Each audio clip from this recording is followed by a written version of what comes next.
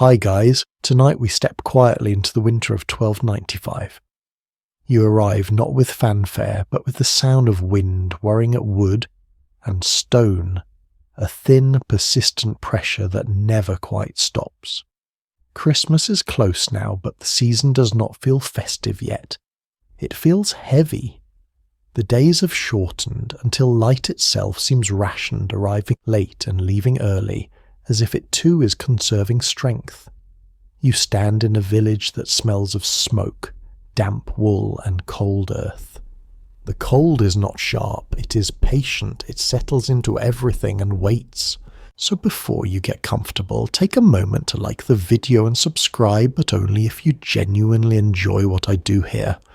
And as always, tell me where you're listening from and what time it is there right now.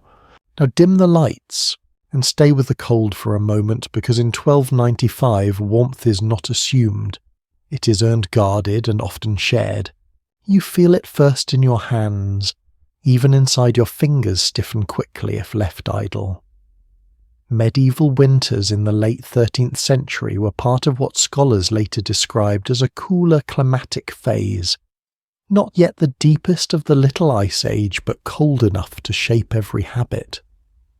This is a mainstream historical fact that shows up clearly in harvest records, clothing inventories, and household accounts.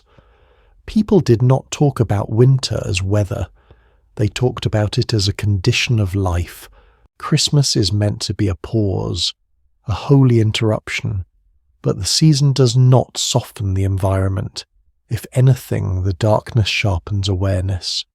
You notice how quiet the village becomes after sunset. Not peaceful quiet, watchful quiet. Doors are shut early, animals settle, fires are checked again and again. Every household knows the same truth. Night is when cold does its most convincing work. You step into a small home, one room, shared by people, tools, and expectations. The walls are thick, made of timber, and packed earth, sometimes stone if the household is fortunate. These materials hold heat poorly by modern standards, but they slow loss. You sense immediately that nothing here is accidental. The low ceiling keeps warmth close. The door fits tightly, not for privacy but survival. Even the smallness of the space matters. Large rooms waste heat.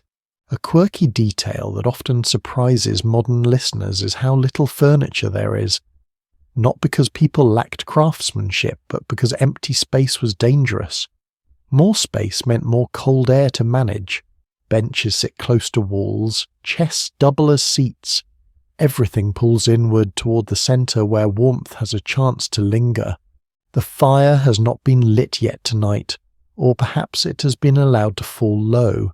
You can smell yesterday's smoke in the rafters. It never quite leaves. This is not negligence. It is economy. Fuel is precious. Wood does not appear magically. It must be cut, carried, dried, and guarded. In winter, that labour cost energy people cannot spare. You wait for the fire to be coaxed back to life, not with a dramatic blaze, but with care. A coal saved from earlier, a twist of dry kindling, a breath held just long enough. Flames are encouraged, not celebrated. This restraint is something historians frequently note when studying medieval domestic life. Heat was controlled because it had to last. As the fire grows, you feel the change slowly. Not warmth exactly, but the promise of it. The air closest to the hearth becomes less hostile. You angle your body instinctively, turning one side toward the heat, then the other. This movement is unconscious. People here have been doing it since childhood. There is debate among scholars about how people perceived cold emotionally during this period. Some argue that constant exposure bred resilience, even indifference. Others suggest that cold was a constant low-level stress that shaped behaviour, belief, and community bonds. What is clear is that no one expected comfort as a baseline. Comfort was an event. Outside, the darkness thickens. There are no streetlights, no reflected glow from distant cities. Night is complete. You hear the wind again, stronger now, pressing at the walls as if testing them. You trust these walls because generations before you trusted them. They were built with winter in mind. Christmas will arrive in days. There will be prayers, perhaps extra food if the household can manage it. But tonight warmth is the real celebration. The simple fact that you are indoors near a fire wrapped in wool is already a form of wealth. You sit and listen. The crackle of wood, the soft sounds of breathing around you. Somewhere an animal shifts its weight. Even before you fully understand why you sense that nothing in this room is wasted. Heat, light, food, space, all are accounted for. The cold does not feel like an enemy here. It feels like a rule. And tonight, as Christmas approaches in the bitter winter of 1295, you begin to understand that surviving the season is not about conquering cold, but learning how to live alongside it patiently together. You remain inside as the fire settles into a steady, careful rhythm, and your attention drifts outward to the space holding you together. Medieval homes in 1295 are not designed for beauty first.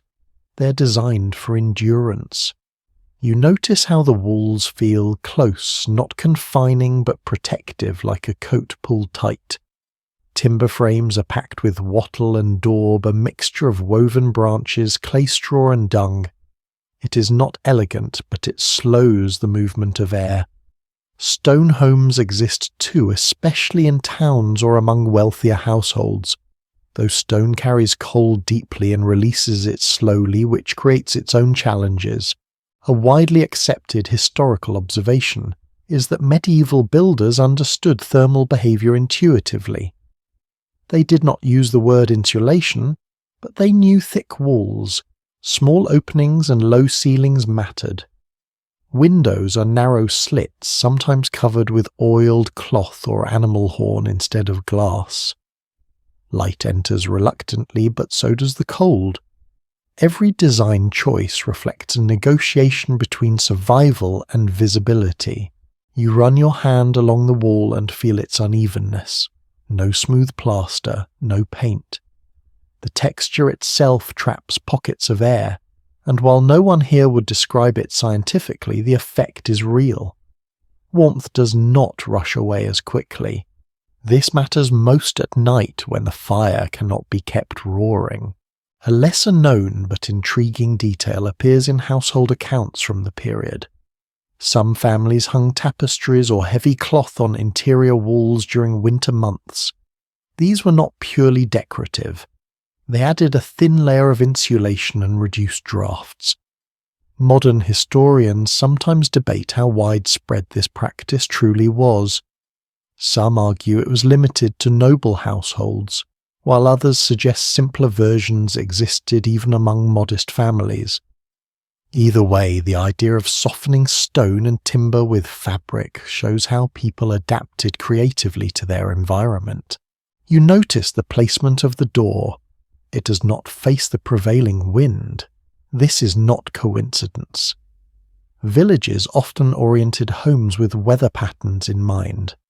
A door that opened directly into winter gusts would bleed heat relentlessly. Instead, entrances are sheltered when possible, sometimes with a small enclosed porch or overhang. It is a quiet architectural decision that saves lives over long winters. The roof above you slopes steeply, allowing snow to slide off before it becomes heavy enough to collapse the structure. That snow once fallen creates an additional layer of insulation outside. People noticed this effect long before anyone wrote about thermal layers. A snow-covered roof was not always a burden. Sometimes it was protection. You shift your feet on the packed earth floor. In wealthier homes there may be wooden planks or stone flags, but earth floors are common and they hold cold stubbornly. To counter this, rushes or straw are spread thickly, especially in winter. Over time, these layers compress, warm slightly, and become part of the home itself. It is not clean by modern standards, but it is practical. There is an ongoing scholarly discussion about whether medieval people experienced their homes as harsh or simply normal. Some historians suggest that because everyone lived this way, discomfort faded into the background. Others point to letters and sermons that complain bitterly about cold dampness and smoke, arguing that people were acutely aware of their suffering. The truth likely sits somewhere between. You feel the cold, but you also feel prepared for it. The ceiling beams overhead are blackened with soot. Smoke escapes through a hole in the roof or lingers until it finds its way out. This smoke stains everything, but it also creates a layer that reduces drafts and seals small gaps over time. A strange, accidental benefit of an otherwise unpleasant reality. You realize that warmth here is not about overpowering the cold. It is about slowing it down. Every wall floor covering hanging cloth and carefully placed opening works together to buy time. Time for bodies to stay warm. Time for the fire to be relit. Time for dawn to return. Outside the village is quiet now, but inside these homes there is a sense of collective design. Generations have tested what works. What failed has collapsed, frozen, or been abandoned. What remains is a shelter shaped by centuries of winter. You sit still, absorbing this unspoken knowledge built into the room around you.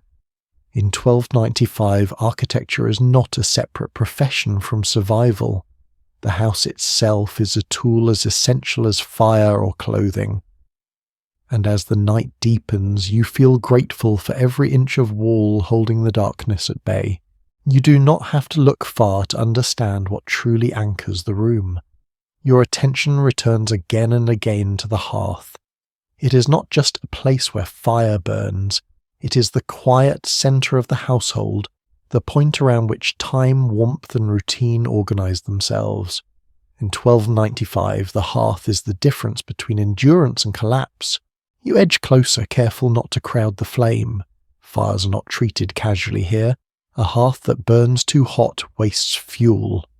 One that burns too low risks failure when you need it most. The balance is learned over years, passed down not through instruction manuals, but through watching and correcting. Children grow up knowing how to read a fire by sound, colour and smell. A well-established historical fact is that most medieval homes had a single hearth that served every purpose. Cooking, heating, light, and even some craft work all happened here.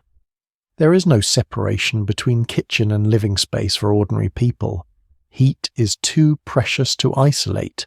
You listen to the fire more than you watch it. The soft crackle tells you moisture remains in the wood. A sharper snap warns of resin pockets releasing heat quickly. Someone adjusts a log slightly, not with urgency but with familiarity. Fires are never left alone for long. Even at night someone wakes to check it. One curious detail found in some household customs is the saving of embers overnight. Hot coals are buried beneath ash before sleep, insulated just enough to survive until morning. This practice saves time, energy, and precious kindling. There is something almost tender about the way these embers are tucked in like a living thing meant to last until dawn. You notice how people position themselves around the hearth. Not everyone sits directly in front. The closest place is often reserved for the most vulnerable. Children, the elderly, or someone recovering from illness. This is not sentimentality. It is triage. Warmth is allocated where it matters most. Historians continue to debate how evenly this warmth was shared in different households. Some argue that hierarchical structures dictated proximity to the fire, with status determining comfort. Others suggest that in winter, practicality overrode social rank more often than we assume. You sense that tonight survival blurs those lines. The hearth also shapes the rhythm of the day. Mornings begin with coaxing life back into coals. Evenings end with careful reduction of flame. Meals are timed to the availability of heat. Darkness presses in, and the fire answers it, flickering shadows across walls already darkened by years of smoke. Your eyes adjust to the firelight and you realize how much it defines perception. Faces appear and vanish in orange glow. Hands look older, lines deeper. Everything beyond the hearth fades into suggestion. This narrowing of focus calms the mind. There is nothing to do but sit, listen, and wait. There is an open, scholarly discussion about the psychological role of the hearth. Some researchers suggest it provided not just warmth, but emotional stability during long winters. Others caution against romanticizing, noting the constant risk of burn, smoke inhalation, and accidental fires. Both are true. Comfort and danger share the same space. You inhale and taste the smoke lightly on your tongue. It is unpleasant but familiar. Over time, people grow used to it. Their eyes water less. Their lungs adapt, though not without cost. Still, the alternative is unthinkable. Without the hearth, the house would be unlivable. As the fire settles, someone feeds it one more piece of wood smaller than the last. This signals the approach of night. Not sleep exactly, but stillness. The fire will not blaze again until morning unless needed. You feel the warmth reach your legs and hands, uneven but sufficient. The hearth does not promise comfort. It promises continuation. And in the bitter Christmas season of 1295, that promise is enough to carry you through the longest hours of darkness, one careful flame at a time. The fire that steadied you moments ago now demands restraint. As night deepens, you begin to understand that warmth in 1295 is not only about having a flame, but about knowing when not to feed it. Fuel decides everything. Wood is counted, stacked, guarded, and quietly worried over. You can feel this anxiety in the way hands hesitate before adding another log. Trees do not belong to everyone. This is something medieval villagers know well. Forests are often controlled by lords' monasteries or the crown. Gathering firewood without permission can lead to fines or worse. Written records from manorial courts confirm that winter offences spike around fuel collection. Cold pushes people toward risk. Hunger does the same. You picture the work that brought this wood indoors. Someone cut it months ago, likely in warmer weather when sap was low and drying was easier. It was hauled split and stacked where rain couldn't ruin it. All of that effort waits for this moment. Each log represents time, muscle, and planning. Burning it carelessly would feel almost disrespectful. You watch as a larger piece of wood is set aside, not for tonight. That one is being saved. Smaller sticks are chosen instead. They burn faster, but they're easier to control. The goal is not to flood the room with heat, but to keep the air just warm enough to blunt the cold. This cautious feeding of the fire is something later observers often remark on when comparing medieval and modern attitudes toward heating. An interesting detail emerges in some rural accounts. In particularly harsh winters, families sometimes burned old tools, broken furniture, or even parts of fences when wood ran low. These were desperate measures, but they reveal how thin the margin could become. Warmth always outranked property when the night turned truly bitter. There is disagreement among historians about how frequently fuel shortages reached crisis levels. Some argue that most villages maintained sustainable wood access through careful management. Others point to repeated legal complaints and seasonal theft as signs of chronic scarcity. Sitting here watching each piece of wood weighed in someone's mind, you sense that abundance was never assumed. The fire shifts as a smaller branch collapses inward. Sparks rise briefly, then vanish into the smoke. Someone stirs the coals, gently spreading heat without increasing flame. This technique keeps embers alive longer.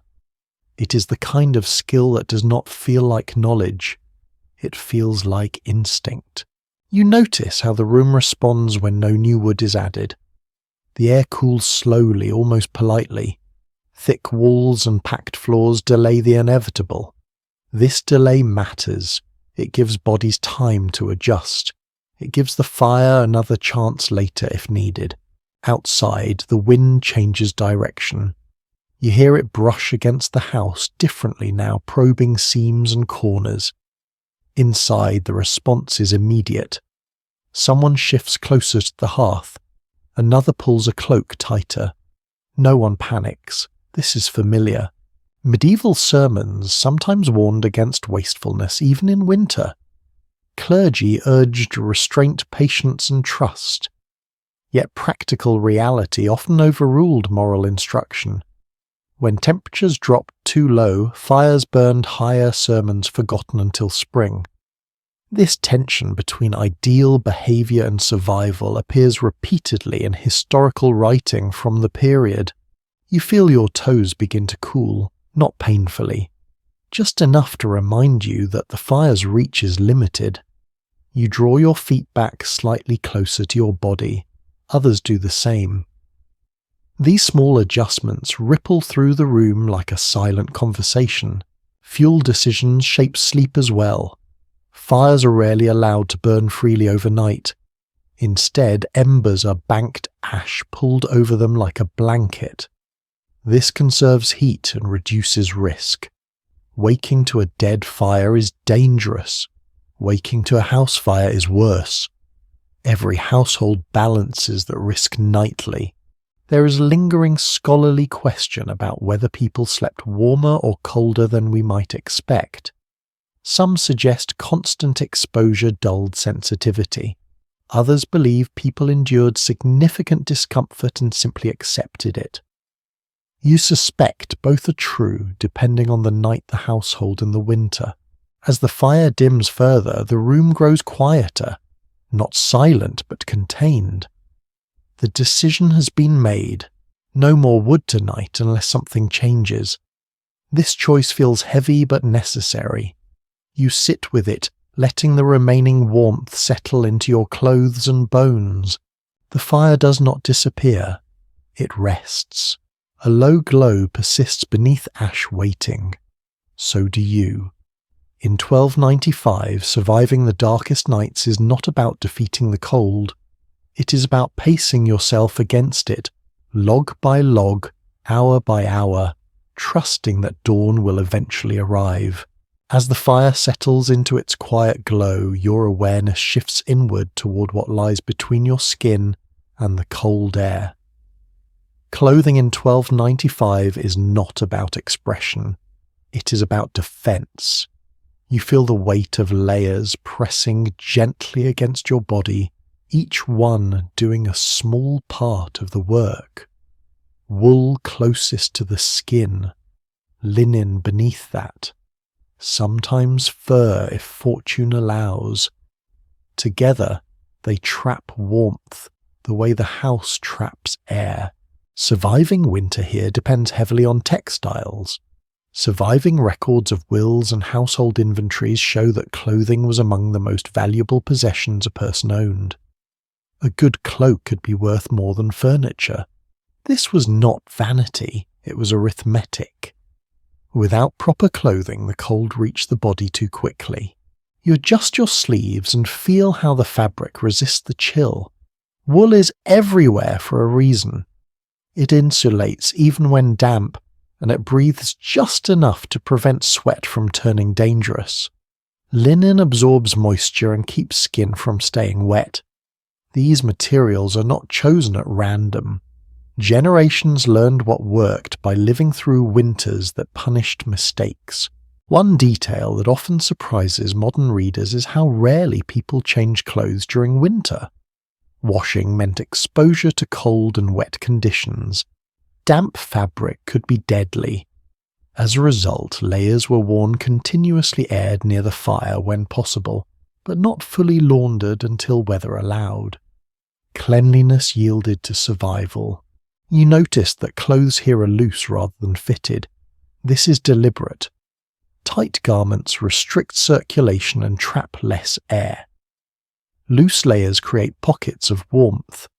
Belts cinch only what must be secured. Everything else drapes and folds, creating softness where cold might otherwise bite. There remains some disagreement among researchers about how warm medieval clothing truly was compared to modern winter wear. Some argue that heavy wool rivaled contemporary insulation when layered properly. Others point out that the absence of modern sealing techniques allowed drafts to creep in regardless. Standing here, you sense that warmth is uneven. Some parts of your body are comfortable, others are merely tolerable. Cloaks matter most at night. As the fire dims, people wrap themselves tightly, turning fabric into mobile shelter. A cloak pulled over the shoulders, around the knees, even over the head becomes a second wall. You see someone tuck their feet beneath the edge of it, sealing off precious heat. There is also a social language to clothing.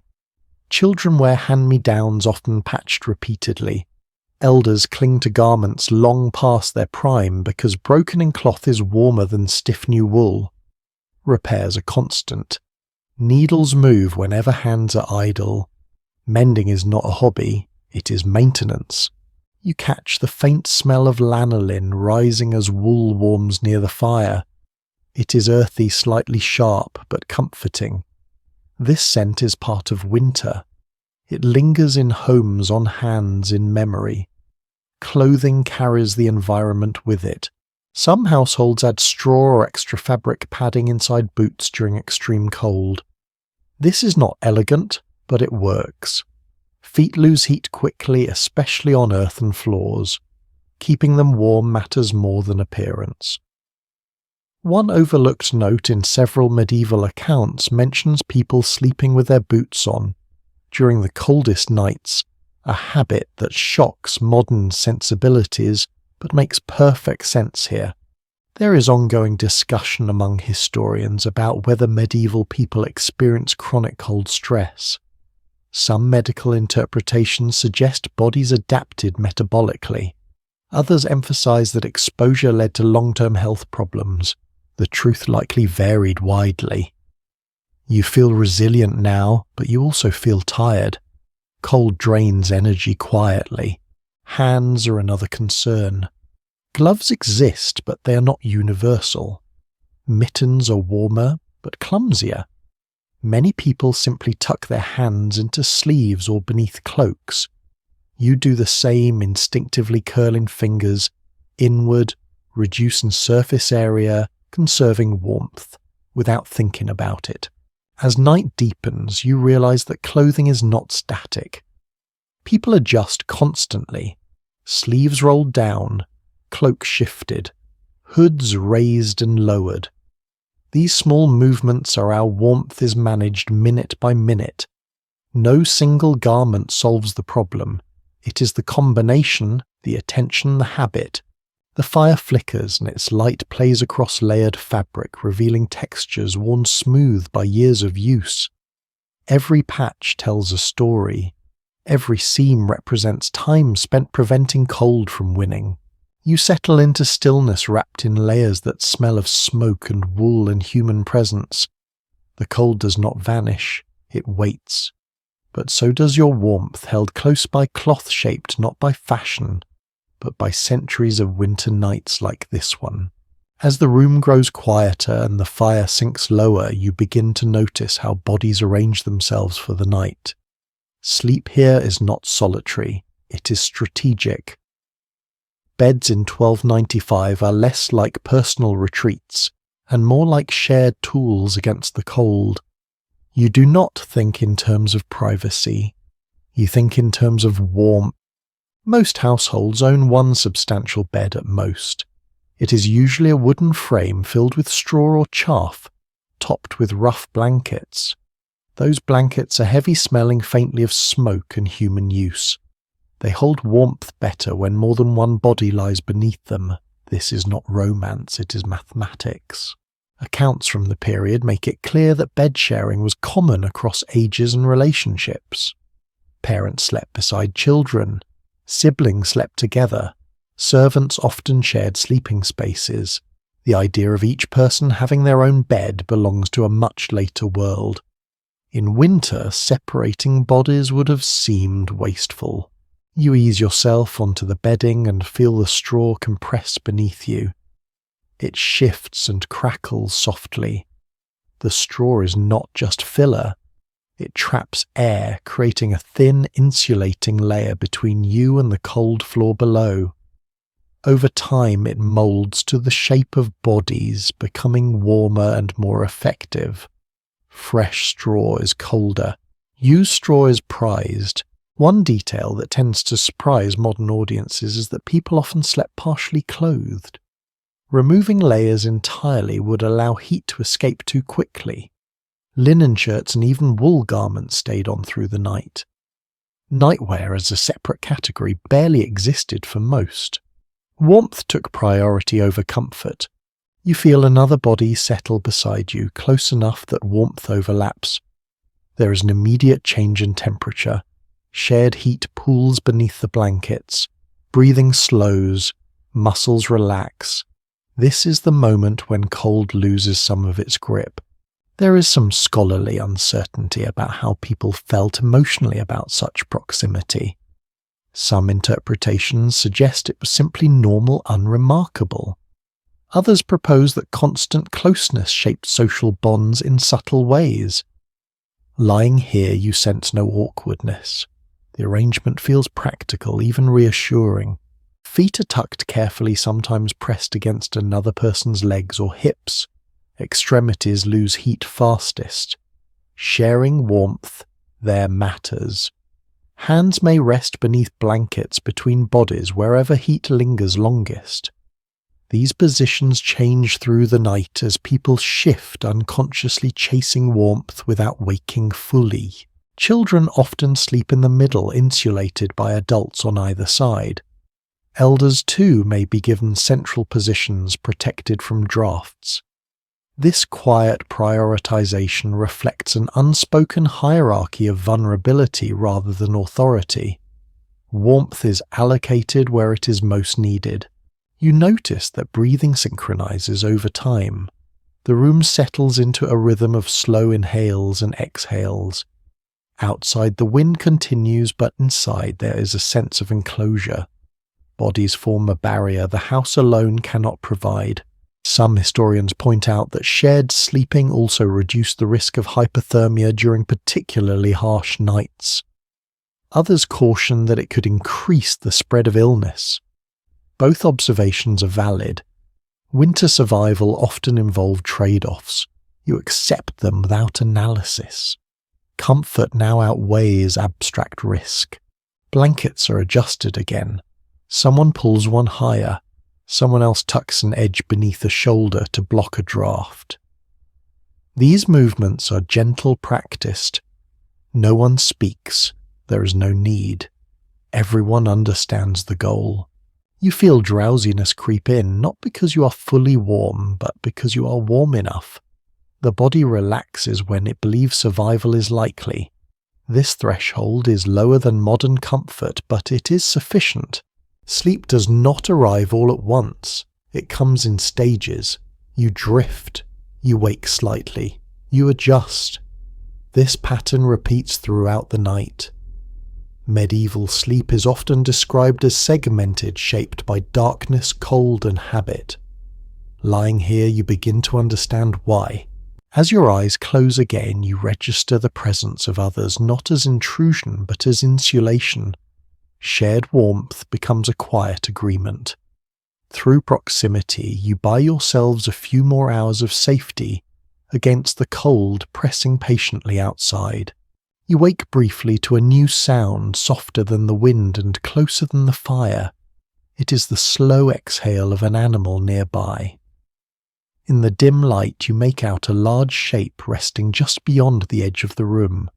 Livestock are indoors tonight. Not out of affection, but calculation. In many rural households of 1295, animals are brought inside during the coldest months. Cows, goats, or sheep are sometimes kept in a partitioned section of the house, separated by a low wall or wooden barrier. Agricultural records from the period indicate that this practice helped stabilize indoor temperatures and protected valuable animals from freezing conditions. Their bodies generate steady heat, and that heat does not go unnoticed. You feel it now, a faint difference in the air. It is not dramatic, but it is real. The animal's presence takes the edge off the cold, especially during the deepest hours of night when the fire has dimmed to embers. Heat radiates quietly from living flesh, slow and reliable.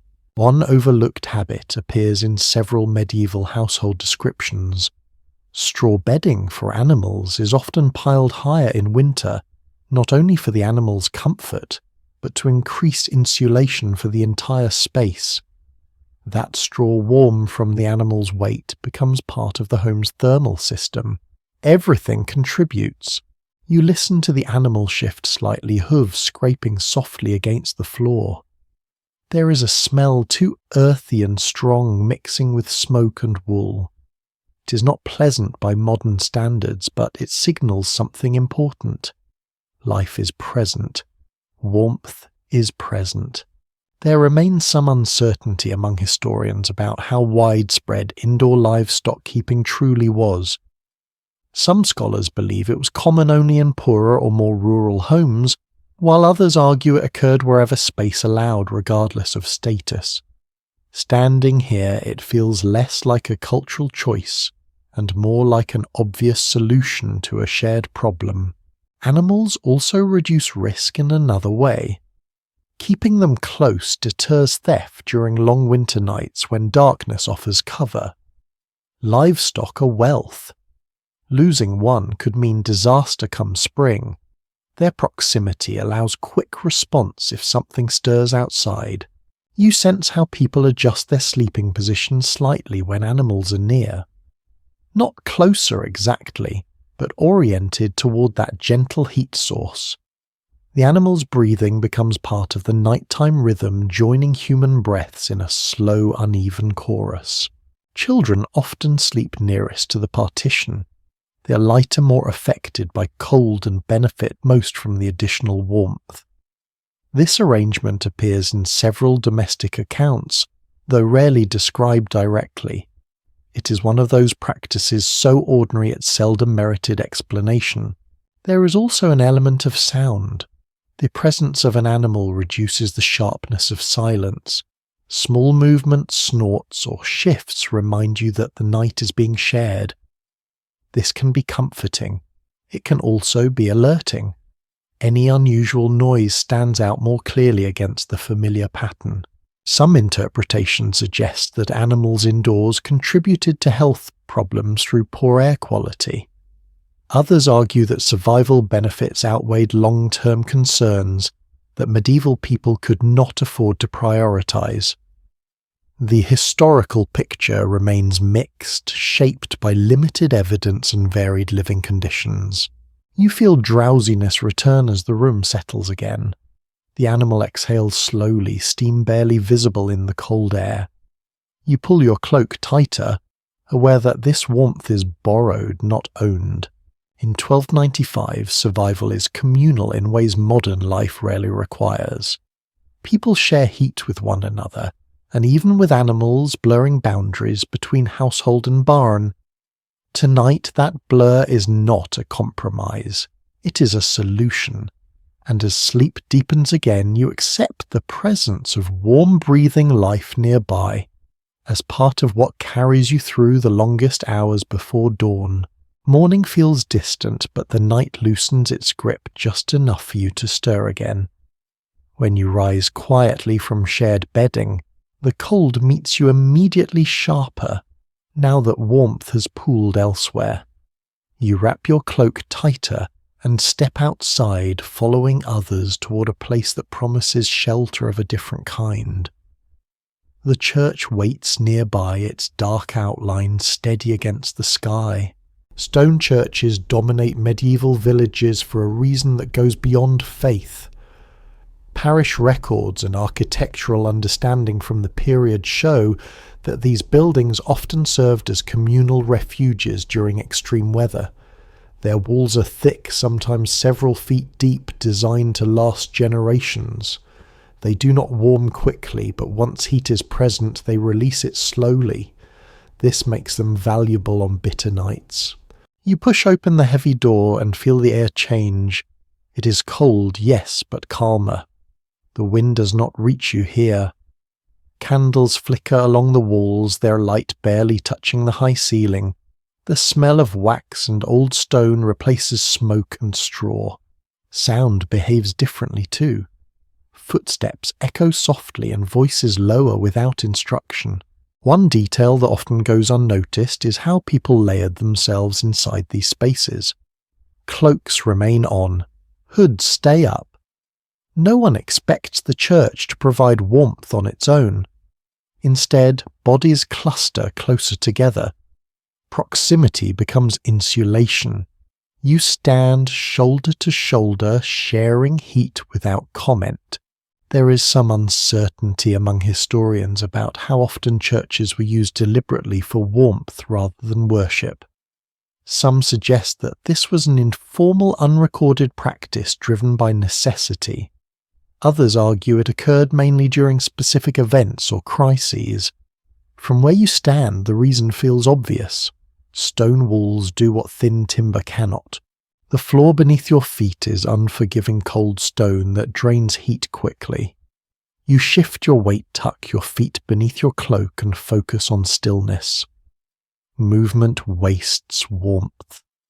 This instinctive restraint appears in many descriptions of medieval winter behaviour even when not explicitly explained.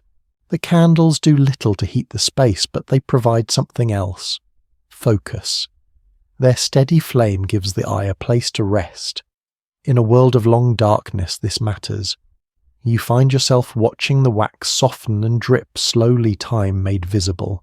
You listen as quiet prayers murmur through the space. Religion here is not abstract. It is practical.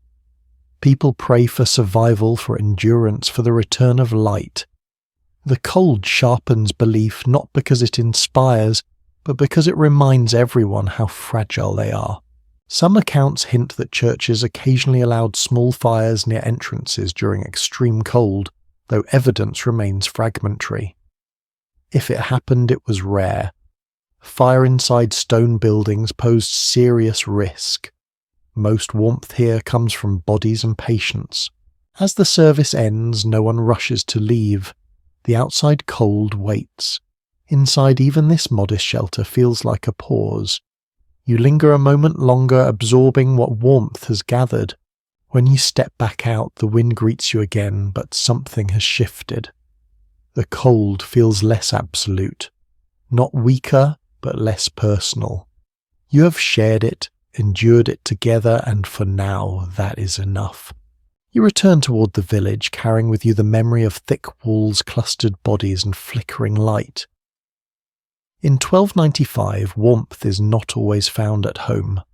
Sometimes it waits in shared spaces held quietly by stone faith and the simple fact of standing together in the dark. You return from the church with your breath visible in the air, and as the village settles again, your thoughts drift toward those whose lives follow a different rhythm through the cold. Beyond family homes and shared hearths, there are places where winter is met with discipline rather than flexibility. The monastery stands slightly apart, its walls enclosing a world governed by rule, routine, and endurance. Inside, the air is colder than you expect. Monastic buildings are often stone-built for permanence, not comfort. Thick walls keep storms at bay, but they also store the cold deeply.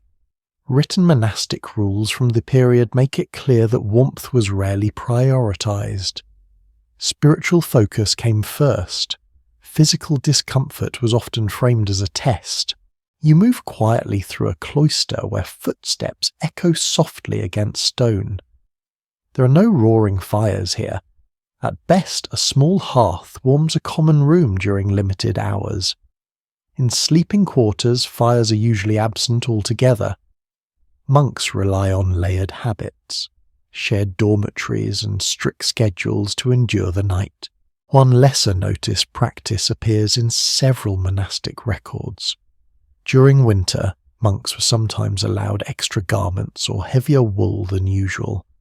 This was not generosity. It was necessity acknowledged reluctantly. Rules bent slightly when survival demanded it. You observe how beds are arranged close together, much like in village homes, though the silence here feels heavier. Talking is restricted. Warmth is shared without conversation. The cold becomes a background presence, something to be endured rather than managed. There remains some interpretive uncertainty among historians about how severe monastic winters truly were. Some accounts emphasize hardship bordering on cruelty. Others suggest later chroniclers exaggerated conditions to highlight devotion. Walking these halls, you sense both pride and strain woven into the experience. Night prayers interrupt sleep. Bells sound softly calling bodies back into motion just as they have settled. Rising from bed in winter is particularly difficult. Warmth has to be rebuilt each time, yet this disruption is part of the rhythm. Sleep here is fragmented by design mirroring the segmented rest common elsewhere but intensified by obligation. You notice how monks conserve movement. Gestures are economical, steps are measured. Energy is preserved not out of laziness but awareness. Cold turns every action into a cost. This economy of motion is something shared with villagers, though here it is sharpened by rule. In refectories, meals are modest but warming. Thick soups and bread provide fuel both spiritual and physical. Silence reigns as food is consumed. The heat it generates inside the body matters as much as its symbolism. So monastic houses allow brief exposure to sun during winter days, encouraging monks to stand in cloisters when light appears. This small mercy recognizes what everyone knows. Light carries warmth, and warmth carries life. As you step back into the village night, you carry a deeper understanding of how varied winter survival can be. Not everyone faces the cold with the same tools, but everyone feels it the same way. Whether bound by family faith or rule warmth in 1295 is never free. It is earned through attention, discipline, and the quiet willingness to endure. When you return indoors, the night feels heavier, as if it has settled fully into place. The fire is low now, but something else begins to matter just as much. Food. Not the pleasure of it, but its quiet work inside the body. In 1295, what you eat is another kind of warmth, slower than flame but longer lasting. The evening meal has already been prepared, timed carefully to coincide with the final tending of the hearth. Thick stews simmered earlier in the day now sit close to the embers, kept warm rather than reheated. Surviving household records and monastic menus from this period consistently show that winter meals favoured density over variety. Grains, legumes, root vegetables, and animal fat appear again and again. These foods are filling, slow to digest, and valuable for one reason above all others. They keep the body generating heat long after the bowl is empty. You lift a spoon and feel the steam brush your face. It smells of onions, herbs, and something deeper, almost sweet from fat rendered slowly over hours. Eating is deliberate. Too fast and the heat passes quickly. Too slow and the food cools. You find the rhythm instinctively. One small detail tucked into several winter accounts reveals that ale and weak beer were often consumed more frequently during cold months. This was not indulgence. Fermented drinks were safer than water and carried calories that helped sustain warmth. The liquid itself, slightly warm from storage near the hearth, offered comfort as it went down. There is ongoing uncertainty among scholars about how consciously people understood the connection between food and internal heat. Some medical texts of the time reference bodily warmth in vague terms tied to humours and digestion. Other evidence suggests people simply noticed the effect without formal theory. Sitting here, you do not analyse. You feel the warmth spread slowly through your chest and stomach, easing the tension cold brings. Fat matters most. Lard butter dripping whatever can be spared is prized in winter. These substances burn slowly inside the body, providing sustained energy. You notice how even modest households try to include some form of fat in the evening meal when possible. It is not proof of wealth, it is preparation. Bread is dense, darker than what you might expect, often made from mixed grains. Wheat alone is a luxury. Rye, barley and oats dominate. This bread sits heavily, but that heaviness is welcome. It anchors you. You feel less hollow, less exposed. The room grows quieter as people eat. Conversation fades, not out of ritual, but conservation. Speaking releases heat.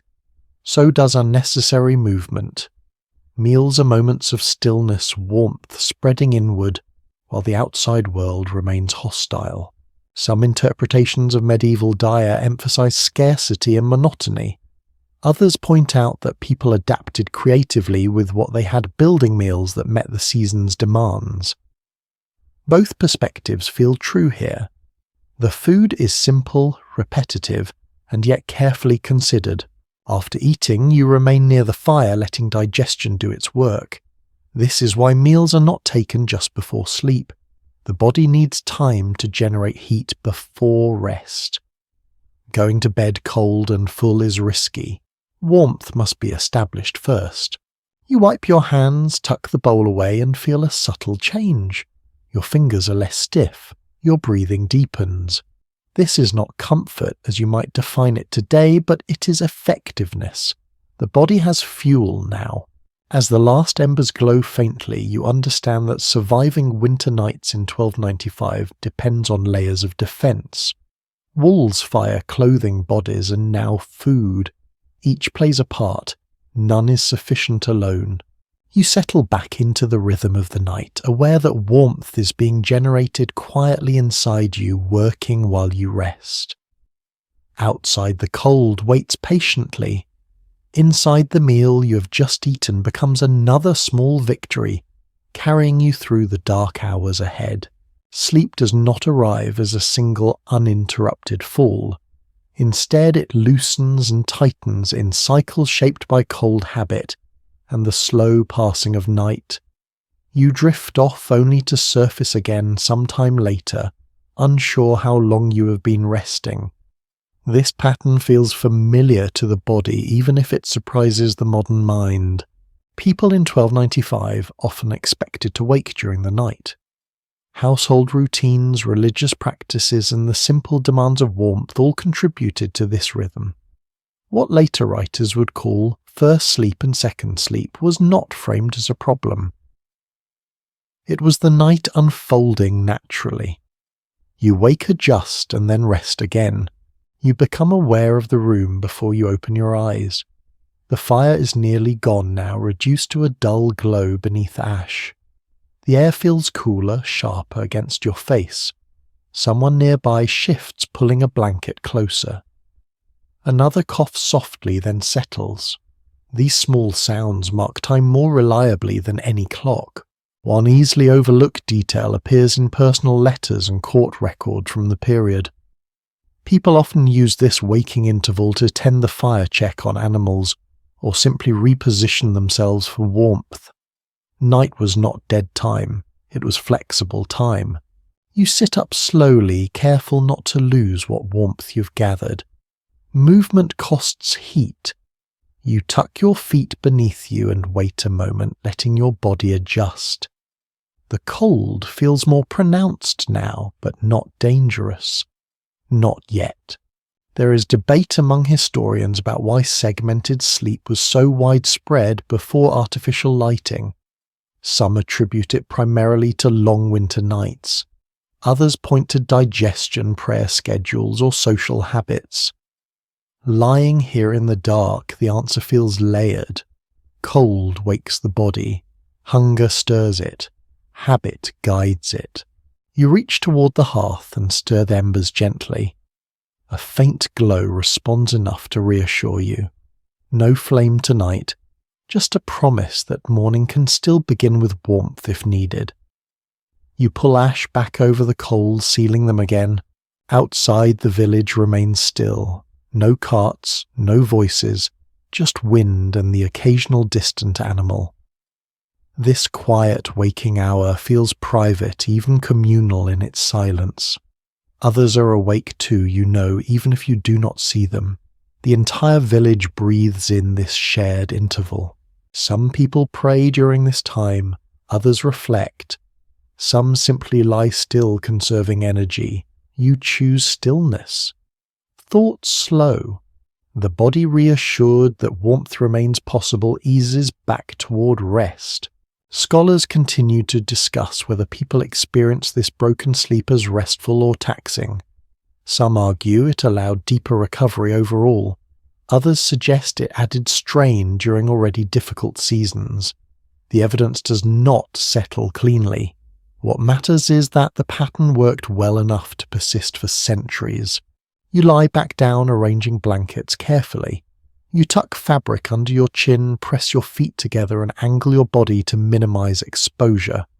These adjustments happen without conscious planning. The body remembers what works. Sleep returns gently, not pulling you under, but letting you sink. The cold fades slightly, pushed back by shared warmth and slowing breath. Outside, the longest stretch of night continues, but inside you have found a way to move through it in pieces. In 1295, rest is not a single event. It is a negotiation renewed each time you wake. And as your breathing steadies again, you accept this rhythm, trusting it to carry you safely toward the thin light waiting somewhere beyond the dark. When you wake again, it is not the cold that calls you, but a faint glow shifting against the wall. Someone has lit a rushlight. Its flame is small and uncertain, but it changes the room immediately. Darkness pulls back just enough to reveal shapes, edges, familiar outlines. Light here is not meant to banish night. It is meant to soften it. Illumination in 1295 comes with consequences. Candles made from beeswax are rare and costly, often reserved for churches or wealthy households. Most homes rely on rushlights, thin reeds dipped in animal fat and left to dry. Household accounts and craft records from the period show how common these simple lights were, especially in winter, when darkness stretched endlessly. You watch the rushlight burn. It does not flicker brightly. It smoulders. The flame creeps along the length of the reed, releasing a faint, greasy smoke. It gives off just enough light to navigate the room, to find a cup, to adjust bedding, to check the fire. Warmth from it is negligible, but it matters in other ways. One rarely mentioned habit appears in descriptions of winter interiors. People often place lights low near the ground or hearth, not only to shield them from drafts but to reduce the spread of smoke. High ceilings trapped fumes. Low flames kept them manageable, though never harmless. You feel your throat tighten slightly as smoke gathers. The air grows heavier. Eyes sting faintly. This is familiar discomfort. Long exposure to indoor smoke was common, and winter intensified it as homes remained sealed against the cold. People tolerated it because there was little alternative. There is disagreement among historians about how much light medieval households actually used at night. Some argue that people avoided artificial light whenever possible to conserve resources. Others suggest that limited lighting was common during waking intervals, especially in winter. Watching the rushlight burn, you sense restraint rather than avoidance. Light is used sparingly, purposefully. The flame draws attention inward. Faces appear softer, shadows deepen. Time slows. Without bright light, there is less temptation to work or talk. This dimness encourages rest. It tells the body that night still holds the upper hand. You notice how carefully the rushlight is watched. Someone stays near it, ready to snuff it out if it flares or drips too much fat. Fire is always a risk. A single overturned light could undo everything the house has protected all winter. Candles, when present, are treated with even greater caution. They burn cleaner and brighter, but their cost makes them precious. Wax is measured. Wicks are trimmed. Nothing is wasted. A candle left unattended would feel almost irresponsible. Some medical writers of the period warned that smoke and dim light affected the balance of the body, though their explanations differ from modern understanding. Others barely mention these effects at all, suggesting that such discomforts were simply part of life. The surviving texts do not agree, fully leaving room for interpretation. You let your eyes adjust again as the rushlight is extinguished. Darkness returns thicker but familiar. The brief light has done its work. The room feels oriented again. As you settle back into stillness, you appreciate how light here is not a tool for productivity. It is a companion to warmth used gently, withdrawn quickly. In the winter of 1295, even illumination must justify itself. The fire remains low. The animals breathe steadily. The night continues, and with darkness restored, you allow yourself to sink once more into rest, trusting that this careful balance of light, smoke, and shadow will carry you through until morning edges closer. When you wake again, the cold feels different. Not sharper, but more thoughtful, as if it has settled into the walls and floors and is now simply waiting. Your body responds before your mind does. A small shiver, then stillness. You listen. The house is quiet, but not empty. Something unseen is being negotiated inside you. People in 1295 did not think of cold as a neutral force. It carried meaning. Winter air was believed to affect the body from the inside out, altering balance, temperament, even morality. Medical writings of the time describe cold as something that thickened fluids, slowed digestion, and weakened resistance. You would not use those words, but you feel the idea behind them. Cold makes everything move more slowly. You pull your cloak tighter and become aware of your breathing. Slow, shallow, careful. Breathing deeply feels risky now, as if drawing in too much cold air might invite trouble.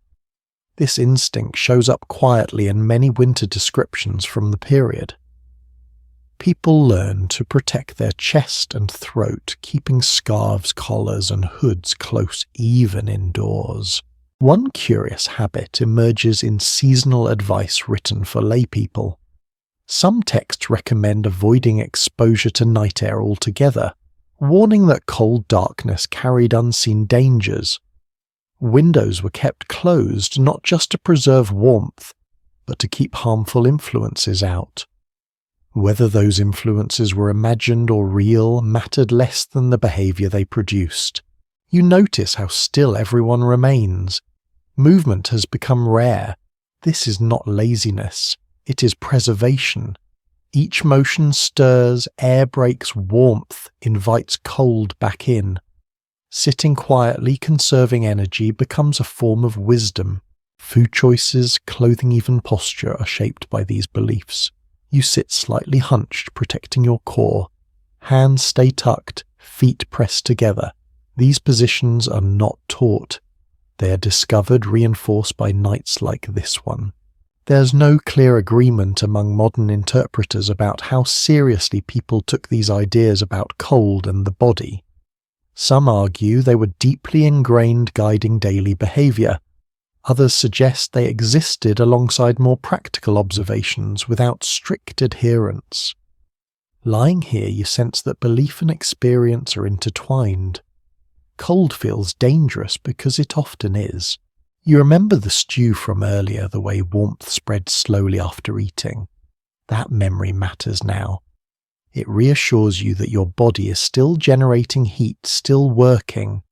People here often trusted digestion as protection, believing that a well-fed body resisted cold better than an empty one. Whether framed as medicine or common sense, the result was the same. You shift slightly and feel the bedding rustle. Straw compresses, releasing a faint earthy smell. The bed itself feels alive in a way modern mattresses do not. It responds to you, warms beneath you, changes shape. This responsiveness helps maintain heat, though it also requires constant adjustment. Some winter remedies included rubbing the body with cloth to stimulate warmth before sleep or during waking intervals. This practice appears in scattered sources, but its prevalence remains uncertain. Still, you rub your hands together now, not because you read it somewhere, but because it works. The cold has not retreated. It has simply reached a steady presence. You accept it the way you accept the dark. By not fighting it, you reduce its power. This mental shift is subtle, but important. As you settle again, you feel your thoughts slow. The body relaxes when it believes danger is manageable. Outside, the night holds firm. Inside, you find balance guided by habit, belief, and quiet experience passed down through generations who knew this cold well. The night carries you gently toward Christmas, though the word itself feels quieter than you might expect. There is no explosion of colour or sound waiting in the dark. Instead, there is anticipation shaped by restraint. Celebration here bends to the season rather than resisting it. As daylight fades, early preparations move inward. Extra food, if there is any, has been set aside carefully, over days or even weeks. Household accounts from the late 13th century show that Christmas meals were often modest compared to harvest feasts, yet still marked by intention. A bit more bread, a slightly richer stew, perhaps meat where normally there would be none. The difference lies not in abundance but in meaning. You sense the shift in atmosphere as evening approaches. The fire is coaxed a little higher than usual, not dramatically, but enough to signal that tonight matters. This small generosity of fuel is deliberate. It acknowledges the day without forgetting the winter still ahead. One quiet custom appears in parish descriptions from the period. On Christmas Eve, families sometimes rearrange their seating, drawing closest to the hearth than usual. This closeness had ritual overtones, though it also made practical sense. Bodies gathered together conserve warmth. Meaning and necessity overlap here so completely that they become inseparable. You hear voices lower, not out of solemnity alone, but because cold encourages it. Loud speech wastes breath and heat. Stories are told softly, familiar ones. Saints, ancestors, small miracles. Nothing dramatic. Just enough to anchor the night. There is some uncertainty among historians about how widespread formal Christmas observances were among ordinary villagers in 1295. Church calendars emphasize the feast, but daily realities varied widely. What seems clear is that celebration adapted to circumstance. When winter was harsh, ritual became quieter, inward-focused, shaped by endurance rather than display. Children are allowed to stay closer to the fire longer than usual, elders too. These choices are never announced, they are simply understood. The holiday is marked by care more than ceremony. You notice that food is eaten slowly, deliberately. No one rushes. The body needs time to absorb warmth. Even joy is paced. Overindulgence would lead to discomfort, and discomfort leads to vulnerability. Winter teaches moderation harshly. Candles, if they appear at all, are used briefly. Light flickers. Prayers are murmured, and then darkness returns. The night is still respected. Christmas does not conquer it. It moves gently within it. Some later writers imagine medieval Christmas as loud and riotous, but winter records suggest a quieter picture for many households. There were exceptions, of course. Wealthier homes and urban centres sometimes celebrated more openly. But here, where cold dictates terms, celebration fits into the space warmth allows. You feel the comfort of familiarity settle over the room. The same walls, the same fire, the same routines just slightly softened by intention. This continuity matters. It reassures everyone that survival and meaning can coexist. As the night deepens, you understand that Christmas in 1295 is not an escape from winter. It is a pause within it, a moment to acknowledge light without denying darkness. And as you settle back toward rest wrapped in layers and shared warmth, you feel the quiet strength of a tradition that survives not by excess but by adaptability. When the fire is finally allowed to fade again, you begin to notice who keeps the warmth alive when no one is watching closely. Winter survival depends on many hands, but some labour blends so seamlessly into daily life that it almost disappears. As the night deepens, you become aware of movements that rarely draw attention yet shape everything. Much of the work that protects the household from cold happens earlier in the day and often falls to women. Spinning, mending, layering, bedding, managing stores of cloth and fuel, all of it determines how warm the night will be. Manorial records and household accounts from the late 13th century quietly confirm this pattern. The work is constant, repetitive, and essential. You think of the blankets beneath you. Someone judged their thickness. Someone patched their weak spots. Someone decided which layers would be used tonight and which saved for colder weeks ahead. These decisions are not dramatic, but they carry weight. A poorly chosen blanket can mean a sleepless night. Several poor choices can mean illness. One small but telling habit appears in domestic advice texts from the period. Women were often encouraged to warm bedding near the fire before nightfall, especially for children and elders. This brief exposure to heat made a noticeable difference hours later. It is an act of foresight that rarely receives recognition. As you lie still, you notice the quiet sounds of this labour continuing even now. A needle drawn through cloth, straw being adjusted beneath a mattress, a cloak folded carefully rather than tossed aside. These actions happen without ceremony. They are as routine as breathing. There is disagreement among modern historians about how visible or valued this labour was within medieval households. Some argue it was taken for granted, folded into expectations of duty. Others suggest it carried informal authority, shaping household survival in subtle but powerful ways. From where you lie, the importance feels obvious, even if rarely spoken aloud. Children learn these patterns early. A girl watches how cloth is folded.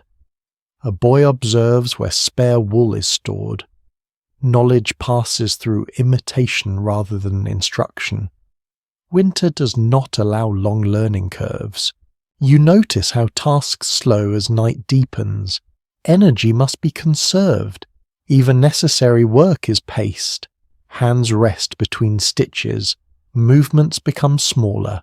This restraint is not weakness. It is strategy. The cold outside presses steadily, indifferent to effort. Inside effort responds anyway. Someone rises quietly to adjust a draught cloth near the door. Someone else shifts a log slightly closer to the hearth, though no flame remains.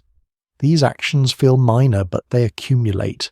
Some winter letters hint at resentment, exhaustion, and quiet pride tied to this unseen work. Others say nothing at all, perhaps because it felt too ordinary to record. The silence itself leaves room for interpretation. As you settle deeper into bedding that has been prepared with care, you feel the result of hours of unseen effort. Warmth lingers where it otherwise would not. Gaps are sealed. Weaknesses are compensated for. In 1295, surviving winter is not only about fire or walls, it is about attention, about noticing where cold enters and responding before it takes hold. Much of that attention lives in daily labour that rarely earns praise. Your breathing slows again. The house grows still. Somewhere nearby a piece of cloth is folded one last time and set aside. With that, another small defence against the cold is in place, and you rest carried by work done quietly, steadily and well. You notice how quickly children settle back into the rhythm of the cold. Where adults tense and calculate, young bodies adapt with surprising ease. Small hands curl into sleeves. Bare feet find warmer patches of straw or cloth without being told. In 1295, childhood is shaped by exposure rather than protection, and winter accelerates that shaping.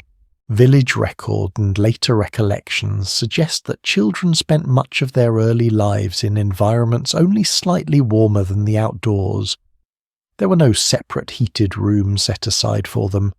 They learned warmth the same way they learned language, by immersion. You watch a child shift closer to an adult's side, not asking, not apologizing, simply knowing where heat can be found.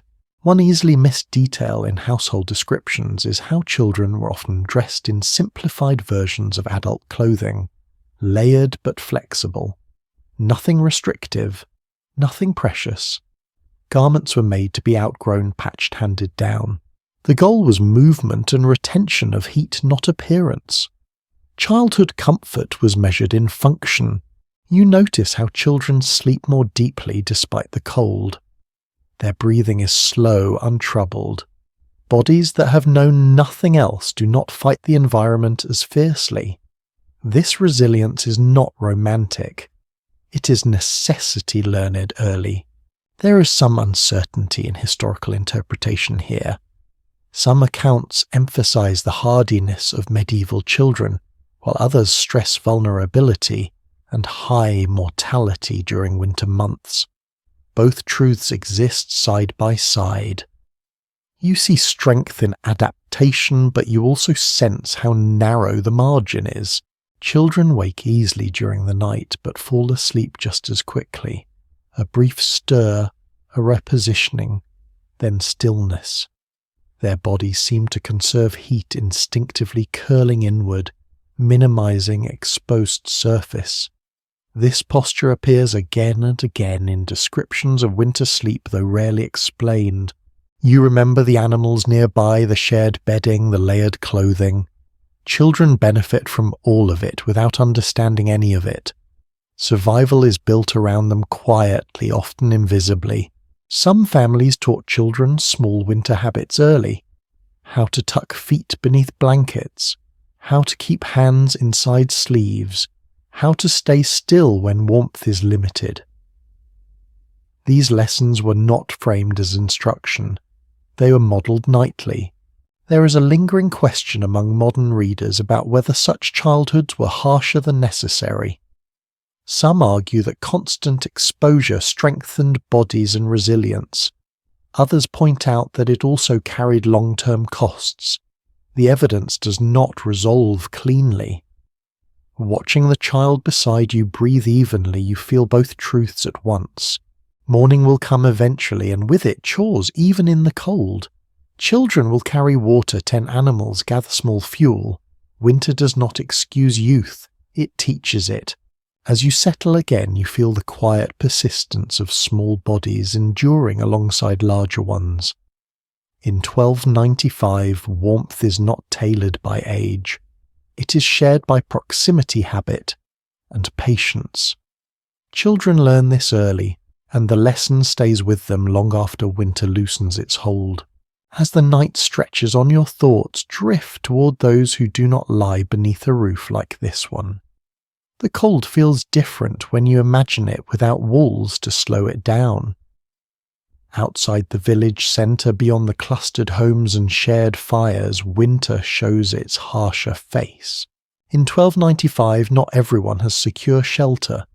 Travellers, day labourers, the sick, and those pushed to the margins of village life often face winter with fewer defences. Parish charity records and occasional legal complaints hint at this reality, even if they do not dwell on it. Cold does not discriminate, but protection does. You picture someone bedding down in a lean to a stable corner, or beneath a crude covering of branches and cloth. Fire may be small or absent altogether. Wind moves freely. Heat escapes as quickly as it forms. In these conditions, every decision matters. Where to lie, how to block drafts, whether to keep moving or remain still. One small detail appears in scattered winter accounts. People sometimes slept sitting up against walls or haystacks rather than lying flat. This reduced contact with frozen ground and helped retain body heat. It is an uncomfortable posture, but it buys time. Time is everything on nights like these. Villages did not ignore this suffering entirely. Churches, guilds, and households occasionally opened doors during extreme cold. Food blankets or floor space might be offered. These acts were not systematic and they did not reach everyone, but they mattered. Charity often increased around Christmas, shaped by both faith and fear of divine judgment. There remains uncertainty about how extensive such aid truly was. Some sources suggest communal support softened winter's worst effects. Others imply that help was limited and uneven, leaving many exposed. The silence in the records makes it difficult to know. Absence of evidence does not mean absence of hardship. You feel your own warmth more keenly now. The walls around you feel thicker, the blankets heavier. Awareness sharpens gratitude. Winter creates hierarchy, not through intention but through access. For those without shelter, sleep becomes dangerous. The body fights cold, constantly burning energy quickly. Exhaustion follows. Stillness becomes risky. Movement becomes costly. The balance is fragile. Some travellers relied on inns or monasteries, though access depended on timing, resources, and reputation. Others took shelter where they could, trusting luck and endurance. Stories passed along roads spoke of nights survived and nights lost, cautionary tales whispered by firelight. Inside your room, the night remains tense but manageable. Outside, it is relentless. The contrast is uncomfortable to consider, but it is part of the same winter. You settle deeper into bedding not out of guilt but recognition. Survival here is collective but not universal. The cold presses on all, yet it is walls, fire, and community that decide who feels its full weight. As the hours inch toward dawn, you hold on to warmth, knowing it is both fragile and unevenly shared. In the bitter winter of 1295, endurance takes many forms. Some are quiet and protected, others are exposed and precarious, and all exist under the same dark sky, waiting for the same thin light to return. The cold invites more than practical responses. It invites meaning. As the night drags on, you become aware of small habits that feel less like strategy and more like hope. In winter, when control is limited, people reach for comfort wherever they can find it. You notice a small object tucked near the hearth. Perhaps a charm carved from wood. Perhaps a strip of cloth knotted carefully. These items appear quietly in winter descriptions rarely explained. They are not decorations, they are gestures. Something placed where warmth lives, meant to keep misfortune at bay. People in 1295 often believe that cold opened the body to unseen influences. Illness, bad luck, and wandering spirits were thought to travel more freely at night, especially in winter. To counter this, small rituals developed. A prayer whispered before sleep, A sign traced subtly, a familiar object kept close. These actions cost nothing and promise reassurance. One easily overlooked habit involves the way beds were arranged. Some households positioned sleeping spaces away from doors and windows, even if it meant crowding. This reduced drafts, but it also followed belief. Openings were seen as vulnerable places where harm could enter. Physical and spiritual concerns overlapped without conflict. You sense how people cling to routine, the same movements, the same order of tasks. Routine itself becomes protective. Doing things the same way each night suggests continuity. Continuity suggests safety. There is no clear agreement among modern interpreters about how deeply such beliefs shaped daily behavior. Some view them as symbolic comfort layered onto practical action. Others argue they guided decisions as strongly as experience did. Lying here, the distinction feels unimportant. Comfort works whether it is rational or not. You feel your own body relax slightly after a familiar gesture. Maybe you pull the blanket in a certain way. Maybe you settle your head at a specific angle. These habits are personal, but they echo the same impulse. Control what you can when the world outside cannot be controlled. Children inherit these practices early. They learn which objects stay near the bed, which words are said softly before sleep. These lessons are passed without explanation. Winter teaches through repetition. Some charms are religious, others are older, woven from local tradition. The line between them is thin. A saint's token rests beside a folk symbol. No one worries about contradiction. Survival does not demand purity of belief. It demands reassurance. You hear a quiet murmur nearby. Someone whispers a short prayer barely audible. It is not dramatic. It is practical. Like banking embers or tightening a cloak. Faith and habit work side by side. As the night deepens, these small comforts take on weight. They do not change the temperature, they do not strengthen walls, but they steady the mind, and a steady mind rests more easily. You close your eyes again, aware of the objects, gestures and beliefs that surround you. In 1295, warmth is not only physical, it is emotional, it is psychological. It lives in small things placed carefully against the dark. The cold remains outside, patient and persistent. Inside, you gather what comfort you can piece by piece, trusting that even fragile defenses can hold through the longest night. By now, endurance feels less like effort and more like habit. The night has not softened yet. You no longer measure it moment by moment. Instead, you drift within it, aware that survival here is rarely dramatic. It is quiet. It is persistent. It is ordinary.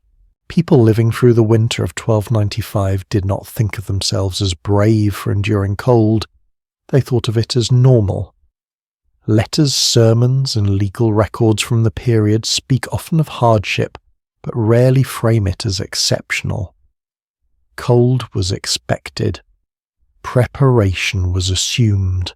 Complaint was brief and usually followed by action. You notice how little anyone speaks now. Words have been spent. What remains is patience. Bodies have learned where to place themselves, how to breathe, when to move, and when to stay still. These patterns do not feel heroic. They feel ingrained. One subtle behavior stands out when you pay attention. People rarely complain aloud about cold at night. To do so would acknowledge vulnerability without offering solution. Instead, adjustments are made silently. A cloak shifts. A blanket is shared. Someone changes position to block a draft. Action replaces commentary. There is lingering uncertainty among modern readers about how people emotionally process such conditions. Some interpretations suggest a stoic acceptance shaped by faith and repetition. Others propose that frustration and fear were common but privately held. Watching the room settle into stillness, you sense that endurance does not require the absence of feeling. It requires control over response. The fire is almost entirely spent now. Just a faint warmth remains barely perceptible unless you are close. Yet no one rises to feed it. The decision has been made. Fuel is saved. Morning is trusted to come. You reflect on how little has changed over the course of the night and how much has been accomplished anyway. No collapse, no panic, just sustained balance.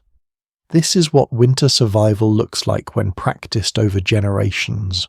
Children sleep, adults rest lightly, animals breathe steadily, the house holds together. Outside frost thickens, but it cannot enter all at once. It presses, it waits. Some later writers romanticized medieval endurance, turning hardship into virtue. Others emphasize suffering to highlight progress. Both perspectives miss something essential. Endurance here is neither moral triumph nor tragedy. It is simply what happens when people adapt to conditions they cannot change. You feel your own thoughts slow again. There is no need to anticipate dawn actively. The body knows it will arrive. Time moves whether you track it or not. As you rest, you understand that resilience in 1295 is not loud or visible. It does not announce itself. It accumulates quietly through habits repeated night after night. Each winter reinforces the last. Knowledge builds without being written down. The cold remains, so does the response to it. And in that steady exchange, life continues without ceremony, waiting patiently for the faint shift in air and light that signals the night is finally loosening its grip. You sense the change before you see it. The cold has not lifted, but it has shifted, becoming less aggressive, less insistent. Somewhere beyond the walls, the night is thinning. Dawn does not arrive suddenly in 1295. It seeps in almost shyly, carried on a slight softening of air and a faint change in sound. You lie still and listen. The wind eases, not stopping but loosening its grip. Animals stir more frequently now. A quiet movement, a low breath. Inside the house, bodies respond without waking fully. Sleep lightens. The long night begins to release you. People living through winters like this learn to recognize these signals. The earliest light mattered not because it was warm, but because it meant the cold had limits. Morning brought tasks, movement, and the chance to rebuild heat actively. Night demanded patience. Day allowed effort. You think of how carefully everything has been managed, fire saved, food timed, bodies arranged, beliefs held close, nothing wasted. The night has been endured, not conquered. This distinction matters. There is no celebration yet. Christmas may still be hours away. For now, survival is the quiet victory. Another night passed without illness or disaster. Another careful balance maintained. You notice how the house itself seems to relax. Walls release a trace of stored warmth. The floor feels marginally less hostile. Even the air smells different, less sharp, more neutral. These changes are subtle, but unmistakable to those who have lived with them. Some historical interpretations suggest that people in this period experienced a strong psychological lift at first light during winter. Others argue the effect has been overstated. What you feel now is not joy exactly. It is relief. Relief that effort has paid off. Someone rises quietly to uncover the embers. A faint glow answers. Morning fire will come easily today. That knowledge alone warms you. You sit up slowly, stretching carefully, preserving what warmth remains. The night has done its work, but so have you. Your body feels tired but intact, capable, Outside, the darkest hours are over. Frost still coats the ground, breath will still cloud the air, but the cold no longer owns the day. You understand now that winter survival in 1295 is not about any single trick or object. It is about rhythm, about responding to cold without rushing, about trusting patterns learned over time. As you prepare to move into the day, you carry with you the knowledge that darkness can be endured, that warmth can be shared, that patience can outlast cold. And with that understanding, the night finally loosens its hold. Now everything begins to slow. The urgency that carried you through the night fades, replaced by a softer awareness. The cold is still present, but it no longer presses. It lingers at the edges, no longer demanding your full attention. You breathe a little deeper now. Your shoulders ease. The house feels settled. You let the sounds of early morning drift past you. A quiet movement, a low voice, the faint promise of fire returning. These are not calls to action yet. They are gentle reassurances. Your body knows it has done what it needed to do. It stayed warm enough. It rested when it could. It trusted small routines to carry it through the darkest hours. That trust is still with you now. As your thoughts soften, you allow the image of the night to fade.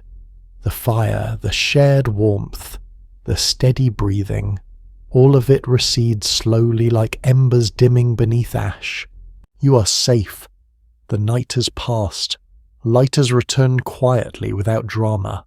And as your mind drifts, you carry that calm forward, letting it settle deeper and deeper until rest feels easy again. Sweet dreams.